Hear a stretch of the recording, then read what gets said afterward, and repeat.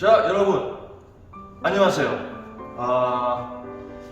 이제 고려에 대해서 공부를 하도록 하겠습니다. 고려. 우리 저번 시간에 뭘 공부했었냐면 후삼국 시대가 시작되었다라고까지 말씀을 드렸어요. 이게 뭐였냐면은 남북국 시대 공부하면서 신라, 특히 통일신라죠. 이 통일신라가 망하기 직전의 상황을 살펴봤잖아요. 망하기 직전에 어떻게 됐다고 해서 왕권이 약화되고 귀족 세력들이 막 발호를 하고 이런 상황에서 어떻게 됐다? 지방 호족들이 성장하는데 그 호족들 중에서 유력한 사람들이 이제 후백제, 후고구려, 후백제는 견훤이죠. 후고구려는 궁예였었죠. 이런 사람들이 이제 스스로 왕을 칭하면서 후백제, 후고구려를 세우게 되는 거죠. 그게 이제 후삼국 시대가 되는 건데 이제 후삼국 시대가 끝이 나면서 결국 누가 왕건이 궁예의 신하였던 왕건이 궁예도 몰아내고 결국은 고려라고 하는 나라를 건국을 하게 되는 거죠. 그래서 시작되는 이 고려 시대에 대해서 이번 시간에 살펴보도록 하겠습니다. 알겠죠? 벌써 고려네요, 그죠? 이 고려도 전개되는 시기가 약 500년 정도 되니까 엄청 오랫동안 전개됐던 나라예요, 그죠? 이 고려는 우리가 프린트로는 4강, 그 다음에 5강도 고려입니다. 5강. 그래서 4강과 5강에서 4강에서는 고려의 정치에 대해 살펴보고 그 다음에 5강에서는 고려의 사회, 경제, 문화 그런 것들을 살펴보게 됩니다. 알겠죠? 자, 그러면 이제 본격적으로 고려에 대해서 공부해 보도록 하겠습니다. 프린트 4강을 펴시고 필기할 준비하시고 예쁜 펜들, 형광펜 준비하시고 자, 다 같이 가보도록 하겠습니다. 자, 먼저 고려라고 하는 나라의 이름을 좀 살펴봅시다. 고려. 어디를 계승하고 있습니까? 고구려를 계승하고 있죠. 고려는 그 나라 이름부터 이미 고구려 계승 의식을 가지고 있습니다. 고구려 계승 의식을 가지고 있는 나라예요. 그래서 고려는 이제 나라가 이제 만들어진 다음에 계속해서 옛 고구려 영토를 회복하기 위한 노력을 많이 합니다. 나중에 이제 살펴보게 될 거예요. 고구려 계승 의식을 가지고 있다고 하는 것을 아시면 좋고, 그 다음에 또 고려라고 하는 이름은 아주 의미가 있는 것이 왜? 우리의 현재 대한민국의 영문 표기가 뭡니까? 코리아잖아요. 그죠? 코리아가 뭘 쓴 거야? 고려를 영어로 쓴 게 코리아잖아요. 그죠? 네. 그래서 우리한테 뭐 너무나 큰 의미가 있는 나라라고 이야기할 수 있겠습니다. 이게 이 고려 시대 때 이 외국과의 교류가 매우 활발했었는데 아마도 이제 그 이슬람 상인이나 이런 사람들 통해서 이 이름이 서양에 알려져서 이제 발음을 이제 코리아라고 하게 된 거죠. 그러니까 고려라고 이제 발음을 하면 되는데 이제 그거를 이제 전달하는 과정에서 고리아 뭐 이런 식으로 이제 전파가 됐을 가능성이 큽니다. 그죠? 그래서 우린 여전히 그 코리아라고 하는 영문 표기를 쓰고 있게 되는 거죠. 너무나 큰 의미가 있어요. 고려 살펴보도록 하겠습니다. 자, 아래로 갑니다.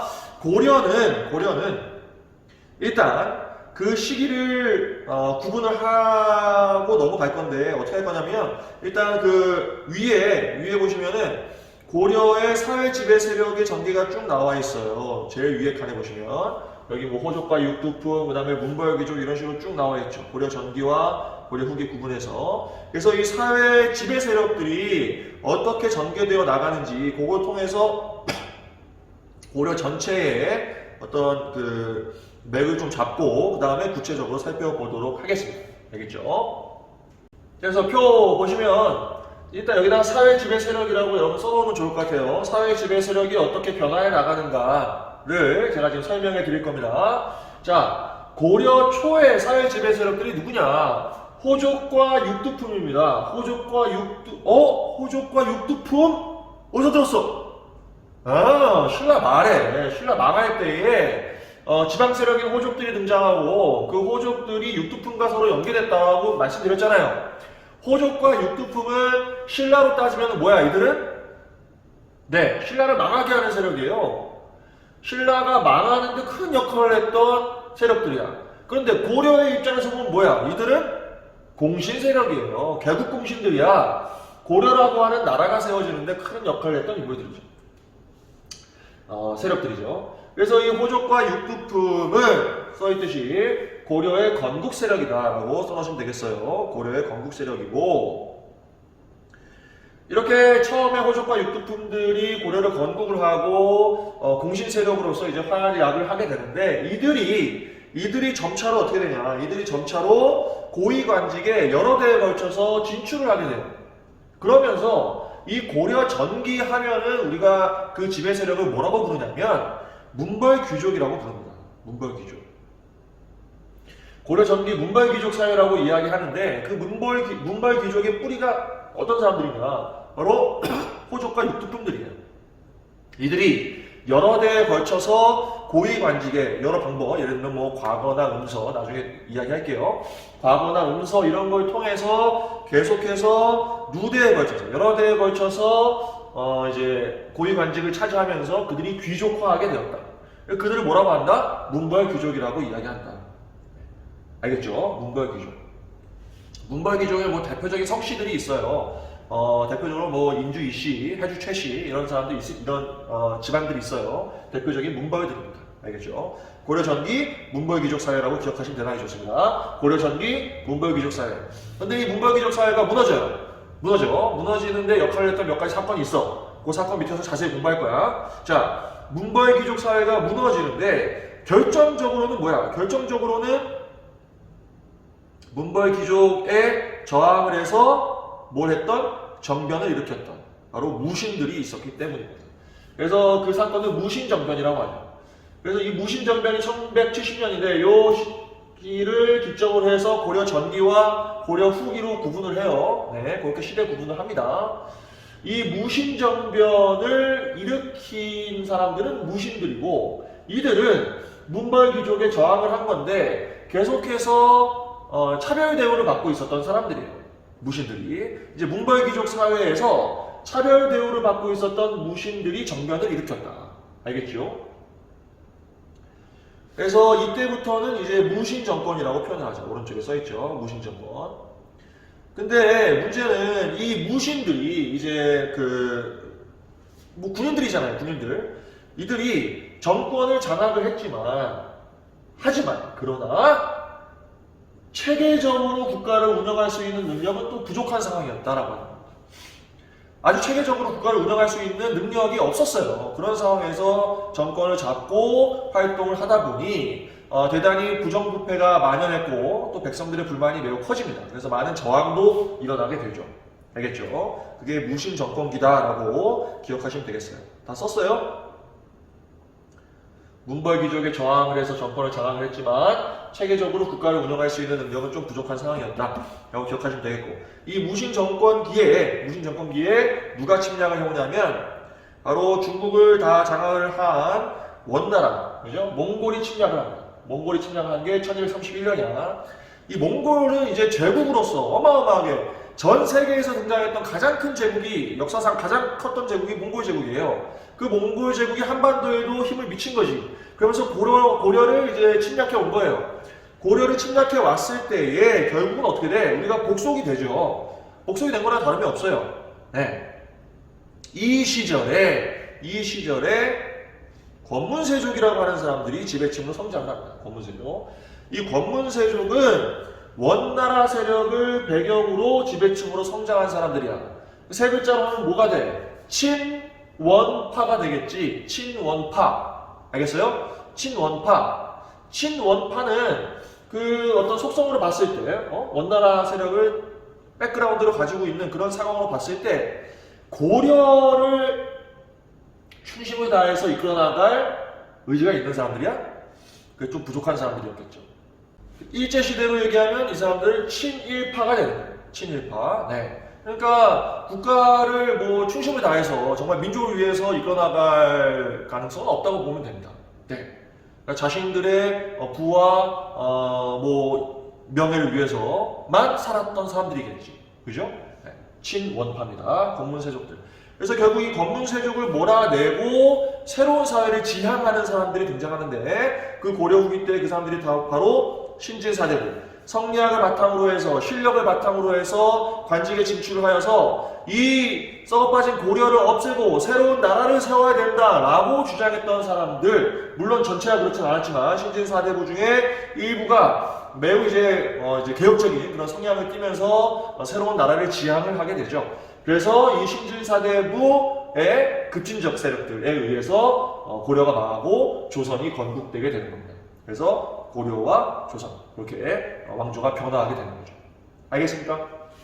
지금 전체적으로 사회 지배 세력만 설명을 드린 거예요. 이게 흐름을 알고 있으면 대단히 이해하기가 좋아요. 고려 전기 호족과 육특품들이 건국 세력이었었는데 이들이 점차로 문벌 귀족화하게 되었고, 고려 전기의 모습이고, 이 문벌 귀족을 몰아낸 것이 무신정변이고, 그때부터 무신집권기인데 이 무신집권기 때 몽골이 침략을 했고, 몽골 침략의 상황에서 그 몽골을 등에 업고, 그죠? 몽골이 나중에 원나라가 되는 겁니다. 그죠? 그래서 이 원 세력을 바탕으로 해서, 배경으로 해서 지배층으로 성장하는 권문세족들, 이 나라를 국정 운영을 제대로 못하니까 신진사대부가 등장했다. 그래서 이 신진사대부들이 뭘 했다? 고려를 멸망시키고 새로운 나라, 조선을 건국하게 된다라는 것입니다. 알겠죠? 자, 이런 식으로 고려의 전체적인 어떤 사회적 흐름들, 사회 지배 세력의 흐름들을 머릿속에 집어넣으시고, 그리고 구체적으로 이제 고려를 살펴보도록 하겠습니다. 알겠죠? 자, 이제 아래로 들어가시는데 프린트 아래로 갑니다. 자, 이제 고려 전기부터 살펴보도록 하겠습니다. 고려 전기를 보시면 통치 기반이 마련되는 모습이 먼저 나와 있어요. 고려 초의 상황이죠. 처음에 이제 나라가 세워졌어. 누가 세웠어? 태조 왕건이 세웠잖아요. 그죠? 이 태조 왕건이 후삼국 통일하고, 그러고 나서 어떤 통치를 했느냐 를 먼저 살펴보도록 하겠습니다. 그래서 고려 태조부터 살펴봅니다. 아래 보시면 태조가 해야 됐을 일이 있어. 태조는 뭘 해야 되냐면, 고려 태조는 정권을 일단 안정을 시켜야 돼요. 새로운 나라를 세웠기 때문에 정권을 안정을 시켜야 되는데, 정권을 안정시키려면 어떤 사람들을 통제해야 되냐면 호족들을 통제해야 돼. 호족들은 지방 세력이었잖아요. 그죠? 그 지방 세력들이 결국 고려를 세운 공신 세력들이야. 그런데 나라가 한번 세워졌잖아요. 나라가 세워진 다음에 이 공신 세력들이 어떻게 보면 잠재적인 반발 세력이 될 수도 있어요. 그죠? 태조의 반대편에서는, 태조의 입장에서 보면은 권력을 침탈할 수 있는 그런 세력이 되기 때문에 이 호족들을 적절히 통제하는 것이 매우 중요했다고 하는 거지. 태조 입장에서 봤을 때. 그래서 호족 정책을 펼치게 되는데, 오른쪽에 보시면 결혼 정책과 사성 정책이라고 하는 것을 일단 펼치게 됩니다. 결혼 정책과 사성 정책. 결혼 정책은 왕건이 뭘 하는 거야? 호족의 딸들하고 결혼을 하는 거예요. 호족의 딸들하고 결혼을 해. 그럼 어떻게 돼? 이게 호족들을 우대해 주는 거야. 어떻게 보면 호족의 사위가 되는 거잖아요, 왕건이. 그죠? 그래서 호족들의 딸들하고 결혼을 해. 그래서 부인이 29명이었어요. 누가? 태조가. 아우, 그냥 너무 많다. 자, 하여튼 이런 결혼 정책이었습니다. 이거는 어떻게 보면은 호족을 우대해 주는 거죠. 네. 우대해 주는 정책을 쓰는 거야. 이것도 호족을 통제하기 위한 하나의 방법이었어요. 네. 그리고 사성 정책을 씁니다. 사성 정책. 사성 정책은 뭐냐면, 성을 하사하는 거야. 성은 뭐야? 성씨를 얘기하는 거야. 그건 고려 왕실의 태조 왕건의 성씨가 뭐야? 왕씨잖아요. 왕씨성을 하사하는 거야. 알겠습니까? 예를 들면 내가 이한맘인데 왕건으로부터 사성 정책을 받아서 성씨를 하사받았어. 그럼 어떻게 되는 거야? 왕한맘이 되는 거지. 왕한맘. 알겠어요? 그런 거야. 호족에게 성을 하사하는 이것도 뭘 하고 있는 거야? 우대를 하고 있는 거야. 그러니까 호족을 통제하는 방법, 호족 정책들 중에 우대를 해서 통제를 하는 방법이 있었던 거야. 이거 우대 정책들이에요. 결혼을 해준다거나 또는 사성 정책을 쓴다는 거. 우대 정책의 모습입니다. 이해되죠? 반면에 이런 당근을 줌과 동시에 이제 채찍도 가지고 있었지. 견제하는 정책도 씁니다. 사신관 제도라고 하는 제도를 가지고 있었는데, 사신관 제도는 어떤 특정 지역 출신의 중앙 관료를 통해서 그 지역을 통제하는 거야. 그 지역의 사신관으로 그 사람을 삼아서 그 그 지역을 통제하게 하는 그런 제도가 사신관 제도고, 그리고 기인 제도는 그 가족과 자손들을 어떻게 하는 거야? 인질로 잡고 있는 거예요. 지방 호족의 가족들을 인질로 잡고 있는 제도가 기인 제도입니다. 이건 역시 뭐야? 견제하는 거죠. 그래서 태조는 호족을 통제하는 것이 매우 중요했다.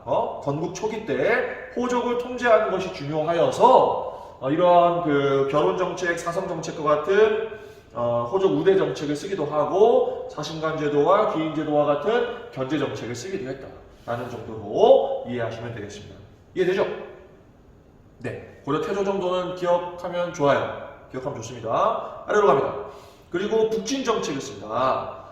북진 정책은 뭐야? 북쪽으로 영토를 넓히겠다는 얘기 아닙니까? 왜 북쪽으로 영토를 넓혀야 돼? 왜? 고구려를 계승하니까. 고구려 계승의식을 가지고 있다고 했잖아요.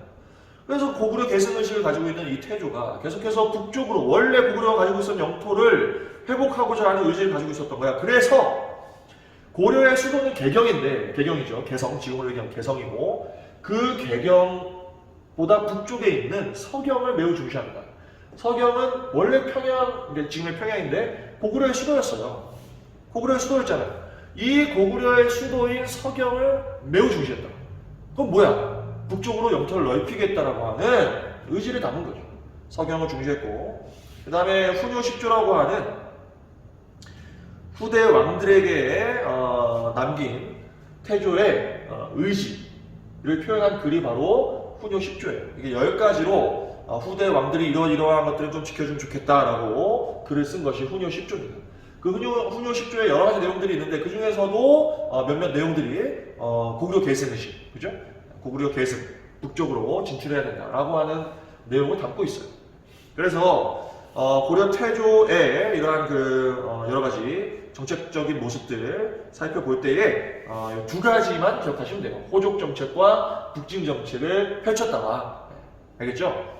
호족 정책은 왕권을 강화하기 위한 어떤 기반에 닦는 그런 상황이었다라고 보시면 되고, 북진 정책은 뭐다? 고구려 계승의식을 가지고 있었다라는 정도로 이해하시면 되겠습니다. 알겠죠? 자, 왕건, 고려 태조에 대해 살펴봤습니다. 그 다음에 아래 보시면 한 명의 왕이 또 나오는데 이 사람은 무조건 기억을 하시는 거야. 무조건 기억합니다. 태조도 중요하긴 하지만 훨씬 중요한 사람이야. 누구? 고려 광종입니다. 시험에 굉장히 잘 나와요. 잘 나옵니다. 고려가 이제 왕권을 강화시키게 되는 그 과정 속에서 가장 중요한 역할을 했던 사람이 바로 고려 광종입니다. 누구? 고려 광종. 을 기억하는데 이 사람 기억할 때 딱 두 가지만 기억하시면 돼요. 두 가지. 뭐하고 뭐? 노비안건법이라고 하는 법을 시행했고 과거제라고 하는 제도를 시행했다라고 하는 거. 이 두 가지만 기억하시면 돼요. 자, 연결해서 기억하세요. 고려 광종 뭐? 노비안건법 과거제. 고려 광종 노비안건법 과거제. 의미는 뭐야? 왕권을 강화시켰다라고 하는 거죠. 알겠죠? 이 노비안건법부터 살펴보면 간단합니다. 원래 양인이었다가 억울하게 노비된 사람들을 이제 밝혀서 구제를 해주는 제도예요.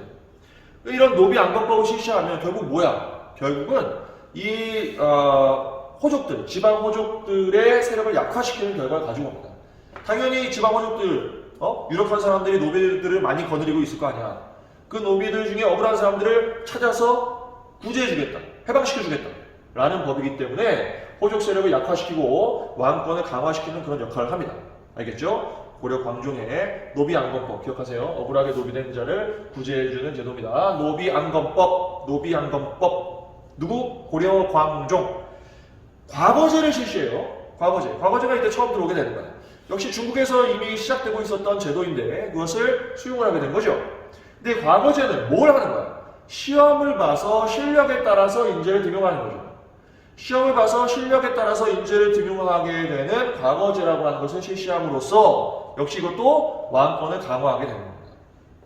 알겠죠? 호족들에 의해서만 관직이 채워지는 이런 상황에서 좀 벗어나게 되는 겁니다. 그래서 과거제라고 하는 제도를 실시한 것 광종이다. 기억하세요. 노비안건법 과거제. 누구? 고려 광종. 잘 나온다고 말씀드렸어. 꼭 기억하세요. 결국 아까 말씀드렸듯이 이런 제도들이 다 왕권을 강화시키는 역할을 한다. 알겠죠? 자, 지금 고려의 두 명의 왕을 말씀드렸어요. 고려 태조와 고려 광종에 대해 말씀드렸고, 한 명만 더 봅니다. 누구? 고려의 성종입니다. 성종, 이룰 성자예요. 이룰 성자를 묘호로 가지고 있는 왕이야. 뭘 한 사람이겠어? 통치 체제를 완비한 사람이에요. 고려의 통치 체제를 완비한 사람이 고려의 성종입니다. 조선에도 성종이 있어. 조선의 성종은 뭘 했는지 알아? 조선의 성종은 역시 또 조선의 통치 체제를 완비한 사람이에요. 이 성종이라고 하는 묘호는 이제 이런 것들, 이 묘, 시호 이런 것들이 그 왕이 죽고 나서 그 사람의 업적을 바탕으로 해서 지어주는 거잖아요. 그래서 이 고려 성종이 이런 묘호를 받은 것도 그만큼 통치 체제를 완비하고 국가 체제를 정비하고 완성시키는 역할을 했기 때문에 성종이라고 불리게 되는 겁니다. 알겠죠? 이게 다 죽은 다음에 붙여지는 거예요. 뭐 그 정도 알고 있죠? 알고 있어. 그래서 이 성종 때 통치 체제가 완전히 완비가 되는데 그 통치 체제는 아래 써 있듯이 최승로라고 하는 사람이 시무 28조라고 하는 것을 이제 건의를 하죠. 그래서 이 시무 28조에 따라서 유교를 바탕으로 하는 통치 체제를 정비하게 되는 겁니다. 유교 이념에 따른 통치 체제를 정비하게 됩니다. 최승로의 시무 28조라고 하는. 그러니까 이것도 이제 국가를 통치하는 데 필요한 28가지 조항이겠죠. 28조니까. 이 최승로가 역시 육두품 출신이에요. 육두품 출신이야. 그 인물이 시무 28조를 주장한 것을 바탕으로 해서 실제 유교 통치의 바탕으로 하는 통치 체제를 정비하게 되는 겁니다. 누가? 성종이. 자, 내용 보시면 요거 기억하셔야 돼요. 중앙관제와 지방관제가 있습니다. 중앙관제와 지방관제 둘로 구분을 하는데 중앙과 지방, 그죠? 이러면서 통치체제를 만들게 되는데 먼저 중앙관제를 보면 이성육부라고 하는 제도를 가지고 있었어요. 자, 고려의 중앙관제는 뭐? 이성육부야. 어디서 많이 들어봤는데? 아까 저번 시간에 발해 공부할 때 발해도 삼성육부라고 하는 중앙관제 가지고 있었어요. 이게 어디의 영향이야? 당나라의 영향이에요. 네, 당나라 관제를 따서 만들게 되는 겁니다. 그 이성육부인데 이 이성육부는 삼성육부하고는 좀 다르잖아 어쨌든, 그죠? 그래서 고려의 어떤 독자성도 보입니다. 당나라 관제를 수용을 했지만 어쨌든 고려의 독자적인 성격도 충분히 띄고 있다라는 정도로 이해하시면 되겠어요. 뭐? 이성육부. 그 다음에 그러니까 이성은 중서문화성과 상서성을 얘기하는 것이고 이 상서성 아래 6개의 부가 있는 거야. 이호, 일병, 형공, 부가 있죠. 뭐 그런 식으로 기억하시면 되시고 이성육부만 기억하세요. 그리고 중요한 게 있습니다. 아까 말씀드렸잖아요. 고려가 당나라 관제의 영향을 받았지만 나름 독자성을 띠고 있다. 이성육부에서는 그것이 보였지만 더 확실히 보여주는 두 개의 기관이 있어요. 바로 도병마사와 식목도감이라고 하는 기구입니다. 도병마사는 국방 문제를 담당을 하는 기구고 식목도감은 법률을 만드는, 그죠? 법률과 제도를 만드는 역할을 하는 기구가 식목도감이에요. 그런데 도병마사와 식목도감 모두 고려의 독자적인 기구입니다. 고려만 가지고 있어요. 고려만 가지고 있는 기구들입니다. 그래서 이런 기구들의 존재로 봤을 때 고려는 매우 독자적으로 통치 체제를 가지고 있었다. 그죠? 독자성이 있었다라는 것을 보여주는 겁니다. 알겠죠? 자, 지금 고려의 중앙관제에 대해서 이야기하고 있어요. 그 다음에 뭐 어사대 3사 이런 게 있는데 이거 그냥 참고로 보시면 되겠어요. 참고로 보세요. 그 다음에 어사대는 이 중서문화성에 제신과 낭사가 있는데 그 중에 낭사와 함께 목이야. 본주하네요. 죄송해요. 자, 이 둘을 합쳐서 대간이라고 불렀는데 이 대간이 감찰 업무를 담당합니다. 감찰 업무. 네. 지금으로 얘기하면 뭐야? 뭐 검찰이나 뭐 감사원이나 뭐 이런 역할을 했던 사람들이 되겠죠. 알겠습니까? 3사는 회계 업무를 담당하고 재정을 담당하는 거죠. 자, 이런 식으로 중앙관제가 만들어졌다. 핵심은 이성육부, 그 다음에 도병마사 식목도감. 특히 도병마사 식목도감은 고려의 독자적인 고려 통치 체제의 독자성을 보여주는 부분이니까 이 정도는 잘 기억하시면 되겠습니다. 알겠죠? 오케이, 하나 더. 지방에 가시면 이제 지방 제도가 있겠지, 그지? 중앙 말고 이제 지방으로 가면은 12목이라고 하는 걸 뒀어요. 12개의 목. 12목. 이 12목, 이 목이 실제 있는 게 아니고, 이제 그 지방의 거점에 이제 12개의 목을 뒀는데, 여기에는 지방관이 파견이 됐어요. 지방관이 파견됩니다. 지방관이 파견된다는 것은 이제 기존의 뭐 이제 호족 세력들과는 전혀 다른 거죠. 그죠? 왕의 명령을 직접 수행하는 지방관들이 파견되기 시작했다고 하는 겁니다. 알겠죠? 특히 12목에 파견됐다. 잘 기억하시고, 그 다음에 그 전체는, 고려의 지방 전체는 오도와 양계로 구분을 합니다. 일반 행정구역인 5개의 도가 있고, 그 다음에 2개의 계가 있어요. 2개의 계는 고려의 북쪽 지역에, 북계와 동계, 이렇게 2가지가 있는데, 군사행정구역이라고 이야기할 수 있겠습니다. 왜냐하면 국경선에 있기 때문에, 군사행정구역이다라고 이야기할 수 있어요. 오도와 양계, 이렇게 기억하시면 돼요. 고려의 지방제도는 뭐? 오도와 양계가 있었다. 오도, 양계. 그리고 12목에는 지방관이 파견되었었다. 그러면 여기서 문제. 고려의 모든 지방에는 지방관이 파견되었다. OX. O야, X야. 지방관이 파견이 되긴 됐어. 그런데 모든 지방에 지방관이 파견되었다. OX. X입니다. X예요. 모든 지역에 파견된 건 아니야. 파견되지 않은 지역들이 있었어요. 파견되지 않은 지역을 속현이라고 부릅니다. 속현. 파견된 곳을 주현이라고 부르고, 이게 시부목이 그러니까 주현에 소속되겠지, 그죠? 파견되지 않은 곳을 속현이라고 불러요. 속현. 지방관이 파견되지 않은 곳이 많이 있었습니다. 많이 있었어요. 그리고 향부곡소라고 하는 특별행정구역도 있었어요. 여기에도 지방관이 파견이 안 돼요. 이 지역은 그 지역의 토착 세력이 향리라고 하는 사람들이 지배합니다. 그래서 지방관이 파견되지 않은 지역도 있었다. 알겠죠? 이게 완전히 바뀌는 게 조선시대로 가면 바뀌어요. 조선시대는 모든 지방에 지방관이 파견되었다? OX? O. O입니다. 그런데 고려에는 모든 지방에 지방관이 파견되진 않았다. 일부 지역에 12목이라고 하는 중요한 지역에만 지방관이 파견되고 모든 지역에 파견되진 않았다라고 기억하시면 좋겠습니다. 알겠죠? 자, 이렇게 해서 통치체제의 기반의 마련의 모습을 살펴봤어요. 고려 초의 상황을 살펴본 거고 태조, 광종, 성종의 활동들을 살펴봤는데 이 중에서는 광종이 제일 중요해요. 광종을 꼭 기억하시고 성종은 시무 28조에 기반해서 중앙과 지방관제 이런 고려의 통치체제를 정비하는 완비하는 역할을 했다라는 것을 기억하시면 좋겠습니다. 알겠죠? 고려 초기의 상황들을 살펴봤어요. 자, 우리 지금 고려 전기의 상황을 살펴보고 있습니다. 고려 전기의 상황을 살펴보고 있어요. 뭐 쓰는 게 굉장히 많아 보이는데 이게 천천히 제 설명 들으면서 차근차근 여러 가지 또 색깔로 형광펜도 쳐가면서 이렇게 정리를 하면 처음 볼 때는 많아 보여도 이게 실제로 많지 않습니다. 이 정도는 내용도 그렇게 뭐 어렵지도 않고, 그죠? 네, 제가 또 쉽게 잘 설명을 하잖아요. 그지? 잘 따라오시기 바래요. 자, 지금 고려 전기하고 있는데 고려 초에 이제 뭐 광종이나 성종이나 이런 사람들에 의해서 통치체제가 완비가 되는 그런 사람들을 살펴본 거고, 자, 이제 사회 지배세력으로 얘기하면 아까 뭐라 그랬어요? 호족과 육두품들이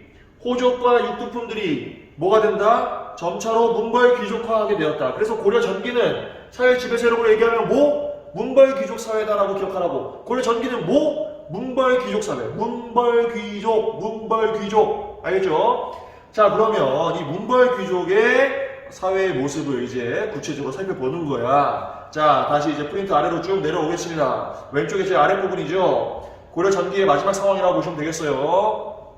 자, 문벌귀족 사회입니다. 성립 보시면 설명 드렸던 거야, 그지? 지방 호족과 육두품 계통의 사람들. 이 사람들은 뭐야? 고려 건국 세력들이야. 결국 공신들이지. 이 건국 세력들이 점차로 뭘 통해서? 과거와 음서를 통해서 고위직에 계속해서 여러 대에 걸쳐서 진출하게 되었다라고 하는 겁니다.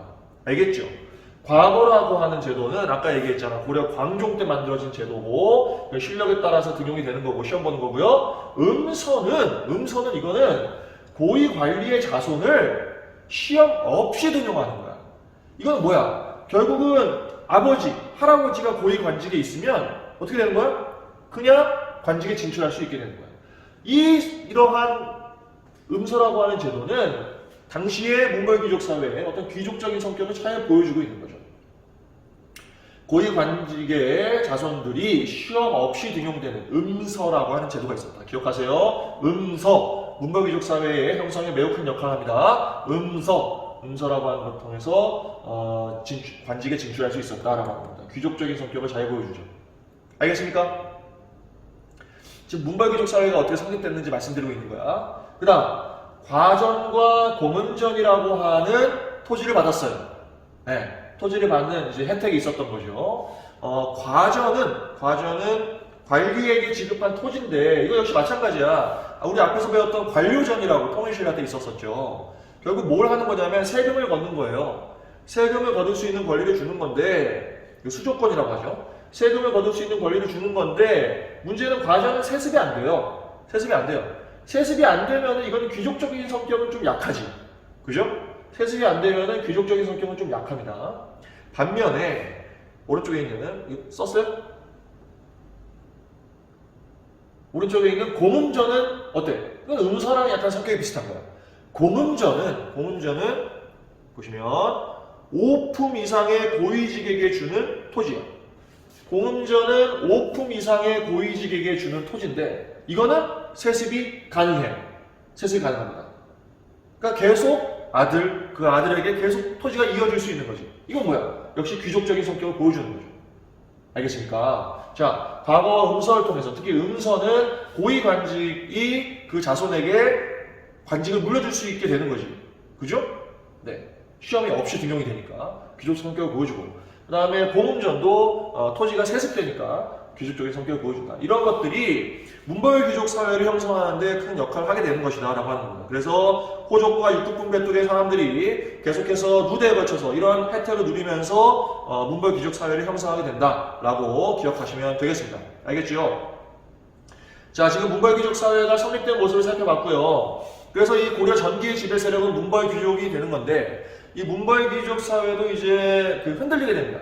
동요하게 되는데 이제 고려 전기에서 고려 후기로 넘어가는 상황들 속에서 그런 동요가 있었겠지. 그런 동요를 보여주는 두 개의 사건이 있어요. 그 두 개의 사건이 뭐냐면 이자겸의 난과 그 다음에 묘청의 서경천도 운동이야.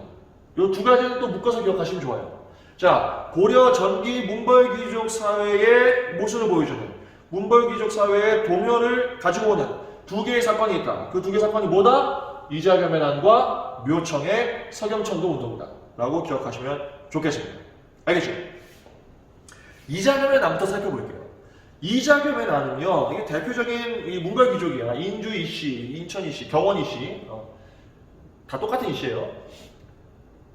그 이씨인데 이 이자겸, 이 대표적인 문벌 귀족이었는데 이 사람이 어떻게 되는 거냐면 권력을 장악을 할 때, 문벌 귀족으로서 이제 권력을 장악을 하는데, 권력을 장악할 때, 예종이라고 하는 왕이 있었는데 그 예종에게 자신의 둘째 딸을 결혼시켜요.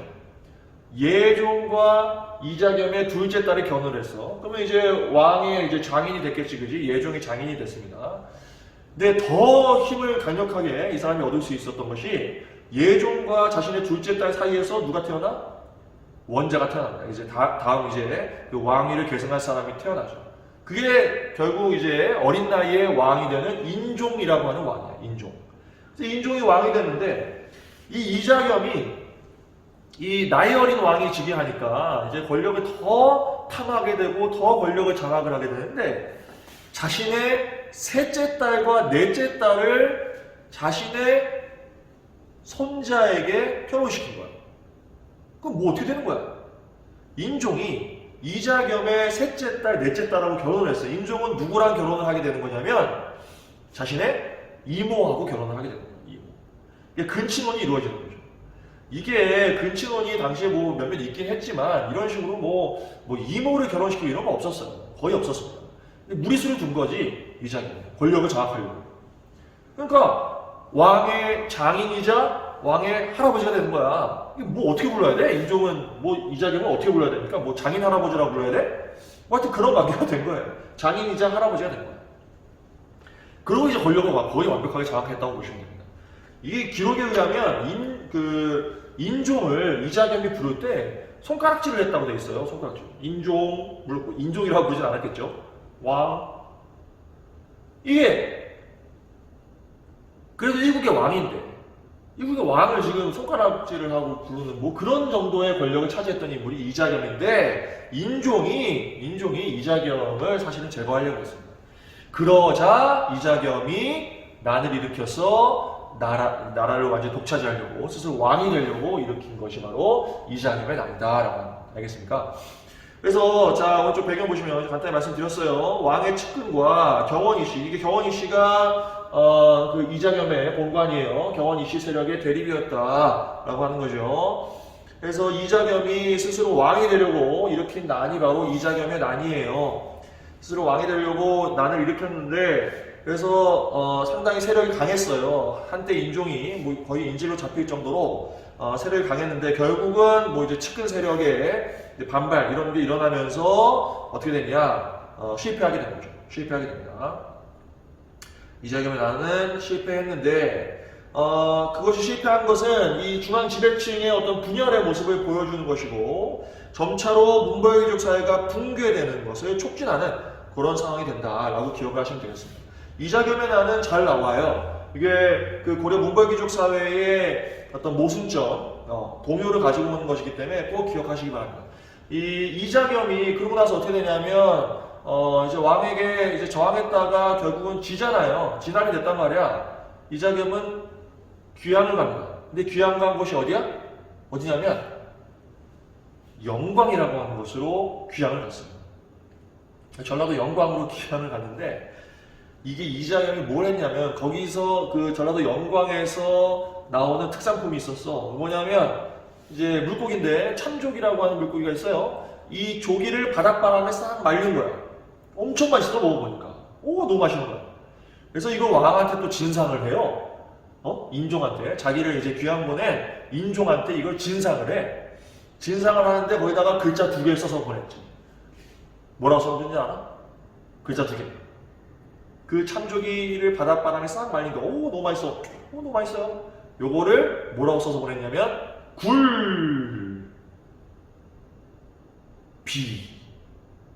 라고 써서 보냅니다. 굴비. 굴비가 뜻이 뭐냐면 굴하지 아니한다.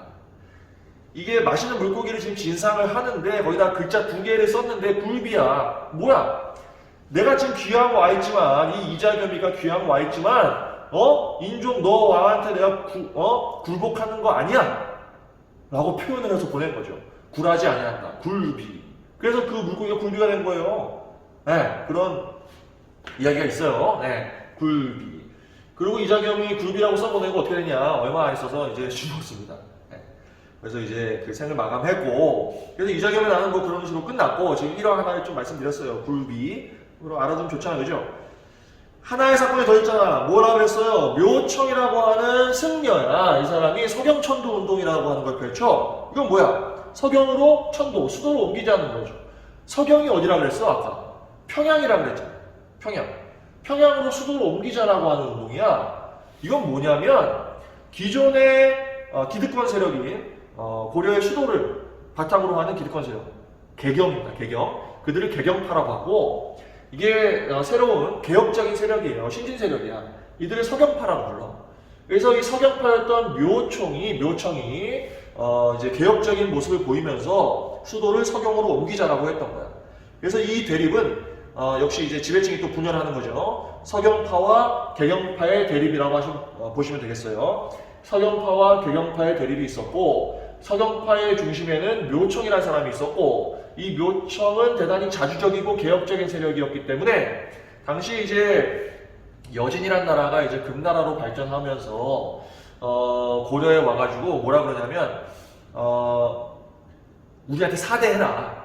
사대를 막 강요를 합니다. 강요했을 때에 그거를 그 이자겸이라는 사람 아까 나왔잖아요. 그 사람 막 받아들였거든요.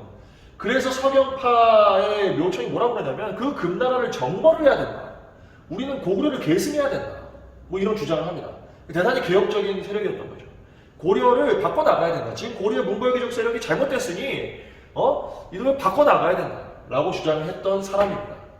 여기에 대항했던 사람이 누구냐면 개경파인데 개경파의 핵심 인물이 바로 김부식이라는 사람이었어요. 당시에. 김부식 하면 기억나는 게 있지. 이 사람 뭐야? 삼국사기라고 하는 우리나라에서 가장 오래된 역사책을 쓴 사람이에요. 김부식. 삼국사기 쓴 사람. 이 김부식은 보수 세력의 핵심이었어요. 그래서 뭐라 그랬냐면 사대주의를 받아들입니다. 그래서 뭐 금나라를 정벌하자라고 하는 이런 주장을 반대하는 신라 계승의식을 가지고 있었고, 결국은 이 김부식의 개혁파에 의해서 서경파가 진압이 되었어요. 서경파는 진압이 된 거야. 그래서 묘청의 서경천도 운동은 실패했습니다.